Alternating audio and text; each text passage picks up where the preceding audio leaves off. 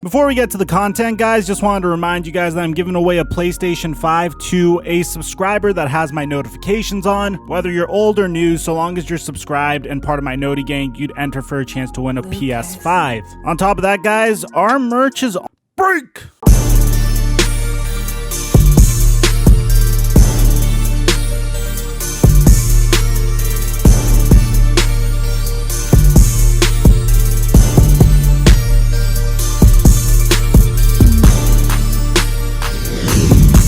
Mic check 1 2 1 2. What's going on, everybody? Guys, in the very beginning of the season, I made a prediction, and a lot of people gave me a lot of hate for this prediction. And no, it's not the video where I said that the Tampa Bay Buccaneers made a huge mistake trading for Rob Gronkowski, because that video aged like milk. Rather, it has to do with the Tampa Bay Buccaneers and the New England Patriots, because in the very beginning of the NFL season, I said that the Tampa Bay Buccaneers are very debatable in terms of where they're going to end up placing, and there were a lot of miscues in the very beginning of the season, mainly to do with Bruce Arians' offensive system and Tom Brady's ability to adapt to it. But as the season continued forward, things just seemed to be rolling really well. The Buccaneers have weapons on all sides of the field, from their multitude of running backs to their Hall of Fame tight end, paired with their former first-round tight end, O.J. Howard.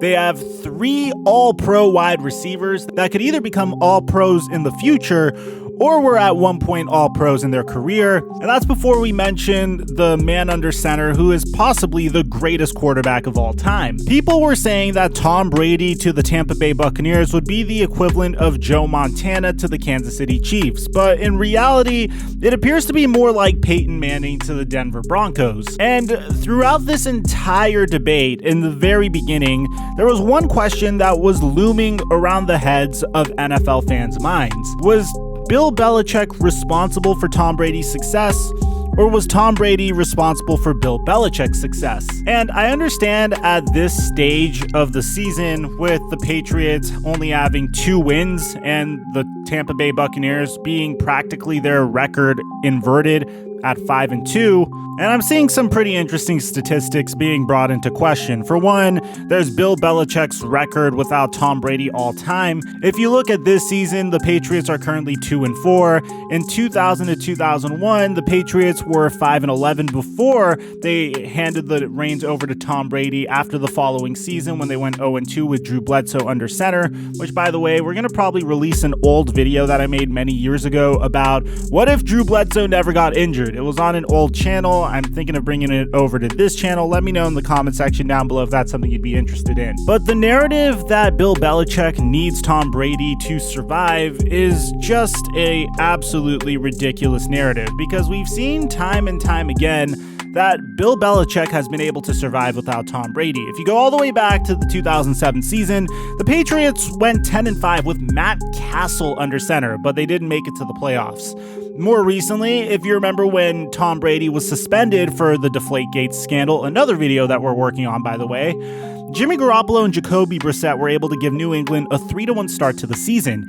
So I know what you guys might be wondering. If this is the case, wouldn't Cam Newton be considered to be an upgrade over Jimmy Garoppolo, Jacoby Brissett, and Matt Castle? Without a doubt. Undoubtedly he is. But there's one thing that people are just not paying attention to, that people are completely ignoring, that analysts and the Max Kellermans and the Skip Baylesses and the Shannon Sharps and the Colin Cowards are all ignoring, which is why I hope you're subscribed to this channel, because we're going to give you the analysis that those guys will never give you. And the reason why they would not give you this analysis is because Tom Brady versus Bill Belichick is just such a sexy headline. It's just such a sexy narrative. It's just so fun to pin these two together and say, oh, Bill Belichick needs Tom Brady, and oh, Tom Brady doesn't need Bill Belichick. It's way more complicated than that.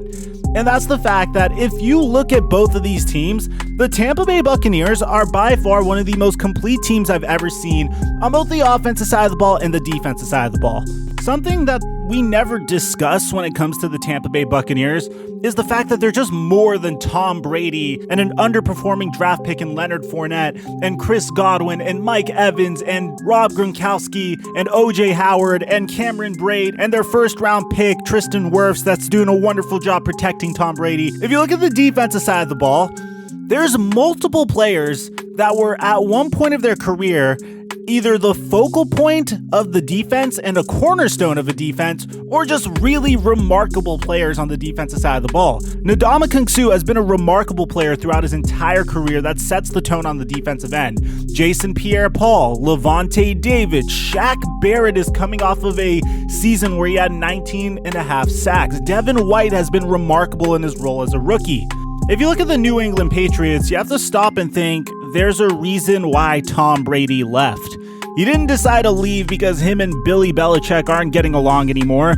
Because if there was an opportunity to win in New England, then Tom Brady probably would have stayed. It's the fact that Tom Brady felt like he was carrying a fairly underwhelming roster to the playoffs year in and year out.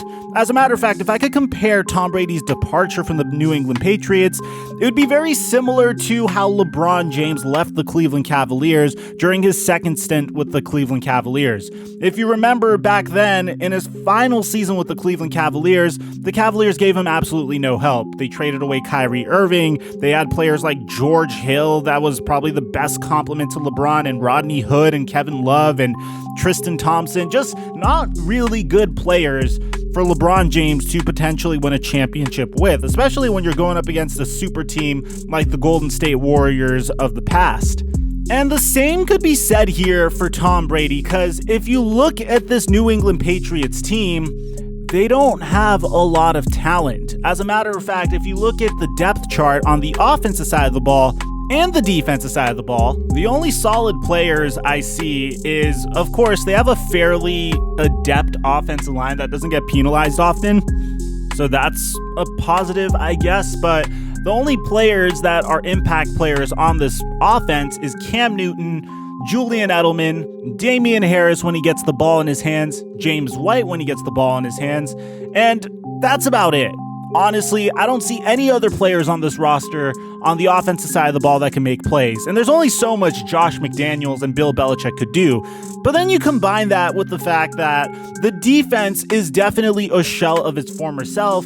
And that's pretty much to be expected when two of your most important defensive players decide to opt out for the season. Dante Hightower is nowhere to be found, and as a result, we saw the other day a third-string running back, Jeff Wilson Jr., run all over this New England Patriots defense. And yes, I know some people are going to say they still have the McCourties, they still have Stephon Gilmore. It doesn't matter. When you lose that many players that are this important to your team, they're not going to perform well. There's just too many things moving for the New England Patriots to get it together. It's a season in the midst of a pandemic, while they're moving on from a quarterback that they had on their roster for damn near 20 years.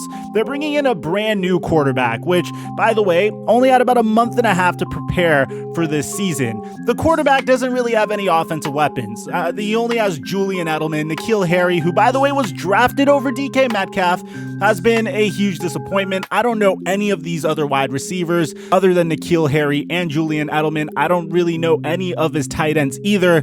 There's just no way for Newton to survive here on the offensive side of the ball, which means that you're going to have to emphasize a good running attack in order to support Cam Newton, because he doesn't have the wide receivers to make anything happen. But in order for that to be effective, you need a suffocating defense that would allow you to run the ball and control the clock. And that's just something that the Patriots may have in a year from now, but they don't have this year. So what I'm trying to say is, this narrative of Tom Brady is crushing Bill Belichick is absolutely ridiculous. And I'm not saying that Tom Brady didn't make a good move for his career by leaving the New England Patriots, because if he stayed on the New England Patriots, he probably would have been retiring after this season.